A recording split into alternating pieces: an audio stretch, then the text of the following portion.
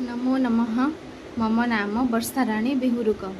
अहम केन्द्रीय संस्कृत विश्वविद्यालय श्री सदाशिव परिसरे शिक्षाशास्त्री प्रथम वर्षे पठामि। अद्य मम चर्चित विषय अस्ति आधुनिक भारते संस्कृत शिक्षणस्य आवश्यकता किम्।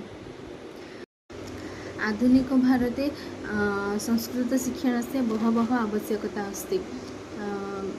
आधुनिक भारते संस्कृत शिक्षणस्य आवश्यकता किम् अस्ति इति प्रश्नम् आयाति। अधुना अहं जानीमः किम् आवश्यकता अस्ति। प्रथमतः वसुधैव कुटुम्बकम् इति भावना विकासार्थं संस्कृतशिक्षणस्य आवश्यकता अस्ति।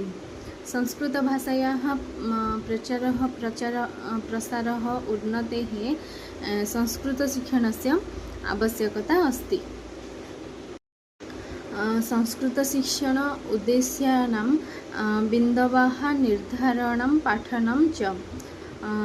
आधुनिकभारते सामान्यविद्यालयः, प्राथमिकविद्यालयः, माध्यमिकविद्यालयः, उच्चमाध्यमिकविद्यालयः संस्कृतशिक्षणस्य आवश्यकता अस्ति।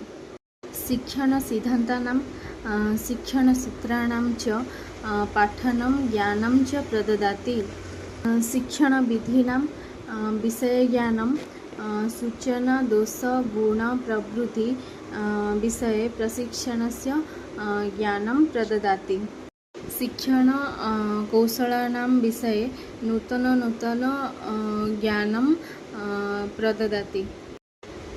विविध पाठ्ययोजना विषये अवधारणा ददाति।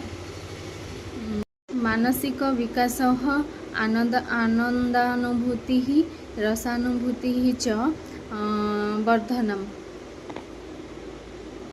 एतानि सर्वाणि बिन्दवानाम् आधुनिकभारते संस्कृतशिक्षणस्य आवश्यकता विषये वर्णितम् अस्ति। धन्यवादः।